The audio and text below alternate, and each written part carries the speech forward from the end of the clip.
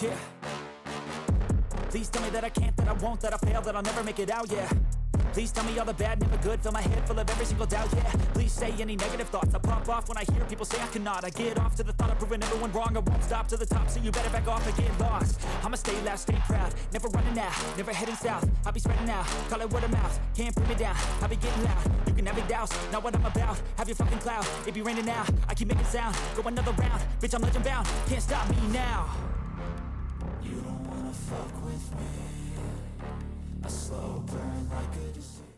What is going on, everyone? In this video, I'll be giving you my UFC Vegas main card predictions for the upcoming event taking place September 17, 2022 in the UFC Apex in Las Vegas, Nevada. So to quickly go over something real quick, I'm looking at it and I don't think we're going to get UFC pick, and we didn't have one for the last event and we don't have one for this event. I'm not sure if they're doing something new with it or because of the NFL starting and all that, they decided to just stop it for a while. I'm not sure what they're going to do with that, but if they don't continue with it, I'll still make my main card predictions, but just I guess don't expect to see any picks as far as that and see that little tracker, I guess. But I'm still going to try to keep how I usually do, track my wins and track my losses. So either way, we'll keep talking about MMA because that's what I enjoy talking about. So let's go ahead and jump right into the main card. So in the first fight on the main card, we have Anthony Hernandez 9-2 taking on Marc-Andre Barriault, and this will be a middleweight bout, 14-5 and 1 no contest for Barriault. Pretty interesting matchup, I guess, to start off the card. Pretty good for, I guess, a fight night. This overall card is, I think, could be pretty cool. I think the main events are going to be really nice to watch. So yeah, pretty good fight to start off the card. Hernandez coming into this fight, and I think he's going to obviously be more of the grappler in this one, whereas Barriault's not going to be like diving in for takedowns or anything like that. I am a little concerned though for Hernandez if he gets a little bit sloppy, but I think his grappling on the floor is pretty good too, and being very relentless with the takedowns is going to, I think, be a positive for him. Now for Barriault, he might struggle with that, right? He might struggle getting up if he gets taken down consistently. But I will say against Jordan Wright in his last fight, he was able to get that submission victory via guillotine. And okay, that was pretty good, even though he got taken down twice. Before that, he obviously got destroyed by Chidi and Njokuani, who was also on this card. He just got absolutely knocked out by him. And then before that, he had 2 wins, and then he came off basically 3 losses and 1 no contest. It was an overturned fight, so he hasn't had the best outing inside the UFC, and I'm not too sure if he's getting taken down too consistently, if he's gonna have anything here. On the feet, I would say Barriault might have the better, obviously have the better striking. Nothing crazy. It's not like I don't think he's gonna be like throwing combinations, landing on Hernandez, but he definitely has heavy shots inside the clinch, heavy hands. But it definitely starts to get a little bit sloppy as the fight goes on. He's not the most technical fighter in the world. So obviously for Barriault, he's going to need to defend those takedowns and see if he can pull off something. Probably a submission or just like catch him coming in. But again, Hernandez, I think, is going to have a pretty good outing here, getting those takedowns, holding his opponent. He can also threaten with submissions as well, so that could be annoying for Barriault. Maybe he pulls off a submission. I don't think Barriault's going to be the striker, like a dominant striker. Something like, Anthony Hernandez getting KO'd against Holland, losing to Marcus Perez via submission in the very beginning, and Jordan Wright as well. He did get some wins in the UFC via submission, but Hernandez isn't knocking anyone out. So I think Hernandez tries to get this fight to the ground against the fans, tire him out, drown him out, and just pull off either submission, but I think he gets a decision because Barriault I think is pretty tough. So I'm going to go Anthony Hernandez to defeat Marc-Andre Barriault. I'll take him to win by a decision.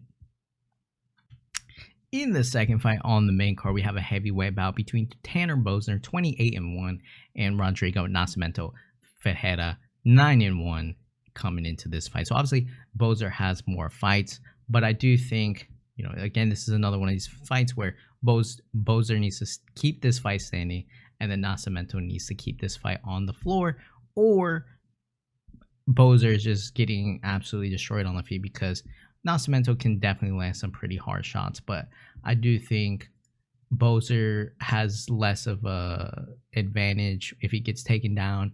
We definitely seen him be hold before on the floor. And I guess a guy who's going to probably go for a submission if he gets on the floor, it's not where you want to be. So this is kind of sketchy because I think on the feet, Boser is just far better. He's going to land a lot more technical strikes for his heavyweight. He's light on his feet. You know, he's mixing it up, going to the head. He slams those kicks to the body. Good jab. And he's just mixing it up for a heavyweight, right? So whereas Nascimento, he's just going to try to brute force his way in there. He's going to try to take your head off. And if he can't take your head off, well, then he tries to get in there, try to get the grappling going. And if he gets you on the floor, you know, he's going to try to look for submissions here. So it is a little bit sketchy to me to pick Boser because, you know, if he could be winning this fight, for example, and the next thing you know, he's on the floor and he can't get back up and then he's getting submitted. Although, you know, he hasn't lost via a finish. He only has lost via decisions. He even fought Surreal Gone and lost via decision. So I'll give him that, right? So Boser has definitely fought the better competition and survived. But I'm a little sketched out because, you know, Boser in his last fight. No, it's not. Against Latif, he got taken down. And yeah, I don't know. I just think like Ferreira, he could definitely, and yeah, I mean, look at that. Open St. Preux took him down too as well. And you know, whether or not he used the cage, I don't really think he used the cage. I think it was like a failed attempt at using the cage to get back up. But either way, against a really elite level grappler like Nascimento, you know, he's not gonna want to get taken down here. So with that being said, I'm still gonna go with Boser. I do think if he can piece him up over 3 rounds, and then you've got Nascimento kind of gassing out a little bit because he's throwing a little bit too much, and then in the 3rd round, he's trying to get in for those takedowns, it's just not working. I think Boser could definitely take advantage of that and start piecing him up, put him away, and finish him in that 3rd round. But I do think Nascimento is definitely live for some sort of submission here. Maybe even a finish, but I think if he finishes him with his hands, it's going to be like ground and pound in my opinion. So I'm going to go Tanner Boser. Let's see if he can finish this one. Let's see if we can get him out of there. I'll take him to win by round 3. KO TKO. In the 3rd fight on the main card, we have a middleweight bout between Joe Pyfer and Alen Amedovski. 8-2 for Pyfer, 8-3 for Amedovski. I'm not going to think about this fight too much just because, you know, you obviously have someone coming off 3 losses, and you have somebody coming off Dana White Contender Series, in which the first fight he fought on Dana White Contender Series 2 years ago, he got KO TKO'd, and now he came back and beat Ozzy Diaz, and he was able to get that KO TKO, which I think he looked very clean on the feet. You know, a little welcoming of a brawl, definitely on the feet. Can definitely be clipped, but he has wrestling to his advantage, I think, in this fight as well. And I don't think Amedovski, he's one of these guys where he's going to come out, he's going to try to get crazy with it. And then if he doesn't take you out or land something big on you, then he's in a world of trouble. And so for Pyfer, I think he can even mix in some grappling here, get him on the floor. But as well, I think he can finish him with some pretty quick shots because I just think Pyfer's striking is going to be a little bit more cleaner. And if you're a better striker than some of these guys who just go out here and try to land bombs, yeah, maybe they'd land a bomb here and there. But most of the time, if you're the better striker, you're going to take advantage of the sloppiness. You're going to take advantage of the big openings. You're going to get out of the way, and then you're going to drop bombs on them. So with that being said, maybe that first round, Pyfer tries to go in for the grappling, take him down, play it safe a little bit, doesn't get into a wild exchange. Maybe he does, but, you know, coming off Dana White Contender Series, fighting a guy who's 0-3 in the UFC, you definitely want to beat the guy that's 0-3 inside the UFC, right? Otherwise, you're not supposed to be in the UFC. So for Joe Pyfer, I'm going to take him to get this one done in the 2nd round. I think he comes out. 1st round, maybe tries to go for the takedowns, avoid the craziness. And then in that 2nd round, he starts to break him a little bit. So I'm going to go Joe Pyfer to defeat Alen Amedovski. I'll take him to win by KO TKO in round number 2. In the 4th fight on the main card, we have Andre Fili taking on Bill Algeo. Featherweight bout, 21-9 for Fili, 16-6 for Algeo. This is one of those fights where Andre Fili, in like when he was back fighting Artem Lobov, Dennis Bermudez, even Michael Johnson when he lost split decision there, defeated Miles Jury, defeated Shayman Moraes. It's like, okay, he should probably get this one in here, right? He should probably beat a guy like Bill Algeo because he probably is going to have decent takedown defense if he's not the one going in for the takedowns, or even for that matter, offensive grappling. And on top of that, he's going to be the more technical striker. He's going to be lighting you up. He definitely has power. He's kind of an underrated grappler, but definitely his hands are fairly decent. But that was like a little bit, that was back when when he beat Charles Jourdain. It's just so weird. Jourdain always outstriking people, but still losing the fights. Probably, I guess he doesn't do enough damage or whatever, but June 13, 2020, when Andre Fili beat Charles Jourdain via split decision, is his last victory. Then he got out-grappled by Bryce Mitchell. A lot of people are going to get out-grappled by Bryce Mitchell. Lost to, basically, I think he was obviously winning that fight against Daniel Pineda, but then I poked him, I believe, or something like that, and so the fight got ended. And then against Joe Anderson Brito, he got TKO'd in a fight that I don't think he should have lost, in my opinion. Like, something... Like, it seemed like he was a little bit slow out there. I don't know. I'm not really sure what went on with that one. But I don't think Andre Fili should be getting knocked out by Brito. Definitely had to get that victory, especially because Algeo was able to get a victory over Brito and win that fight via unanimous decision. So, when you look at something like that, it's like, what are we getting out of Fili, right? And then when you look at Algeo, obviously he doesn't have... he's fought pretty good dudes inside the UFC, but when he fought Ricardo Lamas, Lamas took him down 5 times, lost that fight. He fought Ricardo Ramos, got taken down 8 times in that fight. So against better guys that are going to grapple, he's probably going to get taken down. And so maybe in this fight, Fili's the one going in for the takedowns. And, if everything is going as planned, then he's winning the fight. But the issue that I have with this one, is just whether or not Fili, I think Fili on paper should beat Algeo, but as we know, Algeo is one of these guys who, he's not giving up in a fight, man. Like, his striking is not the best at all. It's definitely not as technical as Fili's, but he's gonna keep going. He's gonna get in your face. He's not gonna stop. He'll make the fight a war. He'll eat shots inside just so he can keep landing shots. And that could be a little bit of a concern for me because it could definitely disrupt Fili, right? So maybe Fili does piece him up a little bit, but then Algeo keeps coming and coming and coming and coming.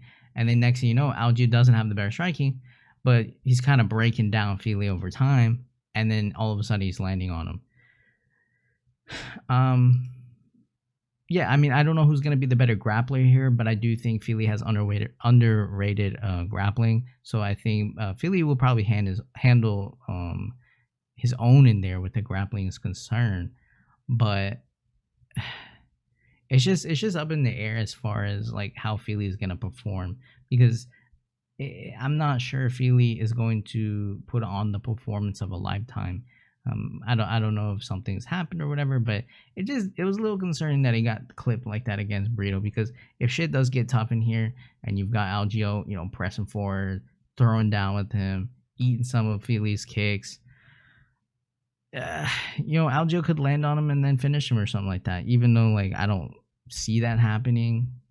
I definitely don't see him getting a finish. He finished Herbert Burns, but I don't think Burns is anywhere near on the level of Fili. Burns literally just gasses out and just fell asleep. He just I'm done. I can't get back up. It's just not gonna happen. That's just not even a UFC caliber guy right there. You can't be losing against someone like that. So let's say that win. He had to get that win. But then, I think the fight that really matters the most is the one against Brito, where he definitely ate some shots in that fight, held his own, got 2 takedowns, got taken down 2 times, but kept it competitive and got the unanimous decision victory.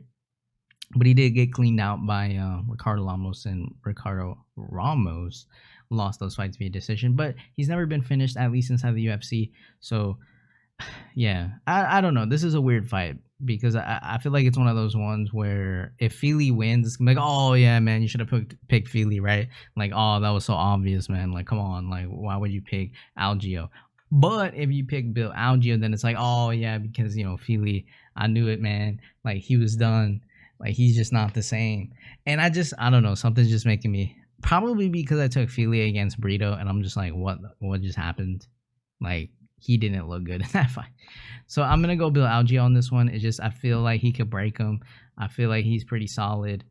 And at least if he loses, I feel like he's going to give me a fight, right? He's going to get in there. He's not going to just get KO'd in 1 second. He's going to be making a war. So I'm going to go Bill Algeo to defeat Andre Fili, and I'll take him to win by decision. In the 5th fight on the main card, we have Chidi and Njokuani taking on Gregory Rodrigues in a middleweight bout, 22-7 for Njokuani, and then 12-4 for Gregory Rodrigues. So for Chidi and Njokuani, more of the veteran in the game, been in Bellator, he's fought around here, coming into the UFC, putting on performances, taking guys out. All 3 wins inside the UFC by KO TKO. I guess Dana White Contender Series technically not in the UFC or whatever, but he got the victory in that one, and then he took out Marc-Andre. Barriault was fighting in this card, and then he took out Dusko Todorovic in the first round and clipped him with an elbow, put him to sleep. But he's going to be fighting a guy in Gregory Rodrigues that is, I think, not like these other guys in the sense that he's going to come forward. He has heavy hands, and he's going to walk you down like a robot. And if he gets tagged, he's like, all right, bring it, dude. And he's going to try to eat your shots. And then at the same time, he could even mix in some wrestling here. Now, I will say about Njokuani, that's probably going to be interesting to see whether or not he's going to be able to defend those takedowns. Because I think if he can defend the initial takedown, which I just don't know if Rodrigues is going to be diving in for a takedown right off the bat. So he might have a little bit of time to worry about that. But I'm a little bit concerned if Njokuani is not able to put out Rodrigues, that we get one of these back and forth. It starts to get a little bit sloppy or something. And then Rodrigues is able to kind of pull off the victory, right? Maybe he gets a takedown. And Njokuani's like, I just unloaded on this dude. He's not going away. That's going to be a problem. Now I'm on the floor, a little bit gassed because I just dropped bombs on this dude and he's still going. So that's a little bit concerning. That being said, the side of Njokuani is that, this dude is not a guy you want to be getting pieced up by regardless of your chin, right? So this is going to be one hell of a fight because Njokuani, he's very technical, right? He's definitely nasty aggression, killer instinct. Very fast twitch, but at the same time, he's not a sloppy dude, right? He's not gonna come out here and just start swinging haymakers that look like, what are you doing over there? Kind of like, oh, he got lucky, knocked him out. No, this dude is trying to pick his shots, but when he connects, man, and he tries to figure out that timing, that distance, when he drops in that right hand, he's gonna kill you. You just can't take that shit on the chin. He also has heavy leg kicks. He's very calm too, man. When he drops you or something, he doesn't get crazy with it. And his follow up, he'll definitely drop bombs, but it doesn't seem sloppy. It's not like, oh, should I knock? He doesn't even get. It's not like he got overly excited that he dropped you or whatever. He's just like, oh, I gotta kill him. He's like one of those dudes. He hits you one time, looks at you, and then decides whether or not he wants to kill you, and then just kills you and drops a bomb on your head or something. So he's very calculated, man. That's a very scary dude. It's kind of like Uriah Hall, in my opinion, where just deadly, but obviously Uriah Hall, as he got older and went through, I don't know what he went through, but he kind of got less scary. But Njokuani reminds me of that scariness of this dude could spinning kick you in the head or just land some nasty one shot KO and you're just flatlined on the floor. So, or even that breakaway elbow that he landed on Rodrigues on Todorovic. It was just Jesus Christ, man. He was just bam, and just kills him, and then he's like, what happened? And he just walks away. That's what I thought. So this is a really good test for Njokuani because if you can get past Rodrigues, who's a tough bastard who has good wrestling, then it's a pretty good test in my opinion as far as if he's gonna be a killer and if he can keep going forward. So yeah, man, I think in that first round we're gonna see really what's gonna happen. I think Njokuani also has good takedown defense, but obviously we have to see whether or not it's really good takedown defense, and we'll have to see if Rodrigues tries to take him down, or he's definitely gonna wonk him down. He's gonna get in his face 100%. And so this is a pretty good test for Njokuani inside of the UFC. So I'm gonna go Chidi Njokuani.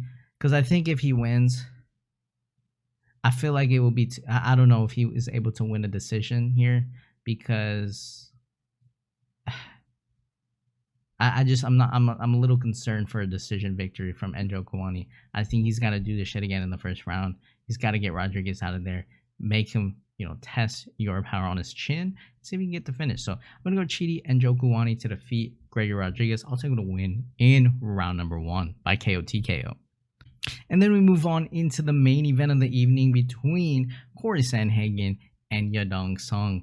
Bantamweight bout, 14-4 for Sandhagen, 19-6-1 for Song. And this is going to be an interesting fight for the main event. We've got a guy in Song who's coming in 3 wins. Marlon Moraes, but I'll give him. I don't want to ruin his victory here, but Marlon Moraes is definitely just, you got to be KO in this guy, right? So he's like one of those guys that if you want to hit that next level, gotta KO him. Julio Arce, that was a pretty decent. That was definitely a good win. Not even a decent win. That was a really good win. For him, because I actually had Arce winning. I thought he was gonna win that fight, but man, he definitely got destroyed in that one. Defeated Casey Kenny. Outstruck Casey Kenny. Casey Kenny only got 1 takedown on him, 1 via split decision before that. So this is where it gets a little interesting for me, because it's almost like people black out, right? And I do it all the time. Like I just, you're looking at some guy and you're like, oh man, he knocks everyone out, and the reality is he's only knocked out like 2 people in the entire time he's been in the UFC. But because they show all these highlights where like maybe he drops someone but he's not knocking them out, it's the same thing here. I think a lot of people are actually disrespecting Cory Sandhagen. In my opinion, I think people are thinking that Yadong is gonna come in here, Song Yadong is gonna come in here and just blast him, and I just don't think that's the case. And I also don't think, like, I'm not too sure Song Yadong is going to be able to defend takedowns against Sandhagen. I'm not sure that Sandhagen is going to be jumping in for those takedowns, because if we rewind back to when he fought Cody Stamen, he got taken down. Yadong got taken down 5 times. Song Yadong got taken down 3 times against Kyler Phillips, and in both fights he lost via decision. So here you're fighting a guy in Sandhagen, and I also think Yadong Song, I definitely think he is definitely powerful, man. He come out here and land some big shots, but Sandhagen's all over the place. This dude's setting up some crazy shit. He's a high volume fighter, mixes up to the head and body. He's throwing combinations in and out, like he's just darting in and out, dropping bombs on your head, always moving. Fast reactions as well, flying knees, kicks. He can set you up for some crazy shit. Very aggressive in his attack as well. He's not gonna just be like he's not gonna sit back and let you just do whatever you want. He's gonna be pressing forward. Really good leg kicks. Judges distance well, and that's something that we're gonna have to see is Song Yadong. Is he gonna be one of these? Is he gonna do what he's gonna do, right, where he has to close that distance and start violently swinging in the pocket? Where yeah, of course, if he lands on Sandhagen in the pocket like that, yeah, you might be able to put him away. But at the same time, Sandhagen, I think, is going to be a lot more patient, a lot more technical, and take advantage of these openings that Song Yadong is going to give him. And if he gets hit in one of these things where, Song Yadong is just throwing bombs and then he gets flying kneed, well, then it's all over. But I do think Song Yadong is a very tough bastard as well. And so, that'd be very impressive to me if Sandhagen's able to, like, flying knee him in the head or something. Switch kicked him to the head, send him to the shadow realm. But I think for Song Yadong, you got to slow it down a little bit, because I'm just not too sure that's going to be able to, his pace of just dropping bombs is going to last 5 rounds. I'm just not too sure that's going to happen, especially against a guy in Sandhagen who has fought best of the best and literally has arguably beat some of these guys in his past fights when he lost against a split decision against TJ Dillashaw. That's a little, I'm not sure, man. I thought Sandhagen might have won that one. And then he was very competitive with Peter Yan. Only he got the takedown in the fight, right? So I think Peter Yan landed more significant shots, but still, man, it was a pretty good bout for him. And Sandhagen isn't getting flatlined. He lost to Aljamain Sterling via submission in round number 1, which, Aljamain Sterling's doing some weird shit lately. It's like you don't really think he's that good, but then I guess he is. But either way, like I said, Cory Sandhagen, very dangerous. very well-rounded. You know, I don't see Sandhagen getting caught inside of the pocket and just wildly trading with Song Yadong. Like that to me just, I don't think he's going to be doing that on purpose. You know, maybe he ends up there by accident. Maybe Song Yadong's able to get him trapped in there, but I don't think he's ended up in the pocket like that on purpose. So for me, I just got to lean Sandhagen. I'm very well aware that Yadong is very dangerous, some heavy counters. But this is the toughest test for Song Yadong. So I guess, yeah, I mean, if Song Yadong wins this fight and does it fairly dominantly, well, let's see what he can do in the title shot. But if Sandhagen wins this fight, he's going to prove that, like, he's probably, like, top 2 people, top 3. Like, he's got to get another title shot. We got to see what he can do. And, you know, maybe if Aljamain Sterling is still a champion, we get a rematch there, because I definitely do think that Sandhagen is better than he showed in that fight. And it was a fairly quick fight against Sterling in that one. So, yeah, I think Sandhagen has improved since then. And I think he's going to go in here and show why he's probably number 1 contender still. So, yeah, I'm going to go Cory Sandhagen. Maybe I think it'd be impressive either way if either guy is able to get a finish, but I'm going to go for Cory Sandhagen, take this fight to the deep waters, pull off the decision, and kind of just slowly take away the fight in the 4th and 5th round and show why, you know, I've been in title fights against the best, and I'm still the best. So that'll do it, guys, for my UFC Vegas 60 main card predictions for the upcoming event taking place this Saturday, September 17, 2022, UFC Apex in Las Vegas. Cory Sandhagen taking on Song Yadong, and you know, I'm looking forward to it, man. The main event, really looking forward to it. Unfortunate that the pick'em seems like it's no longer here. I really enjoy that stuff. You know, you get to see how ranked you are. You get to show your picks in a way that looks, or at least show your results and all that in a way that looks appealing to the eye. So we'll see if they bring it back. Maybe they're just trying to maybe they bring it back and make it look even better, so we'll have to see. But either way, thank you guys for watching. Leave your comments down below. Tell me who you think is gonna win. Hit the like button, hit the subscribe button. You know what? I'll see you guys in the next video.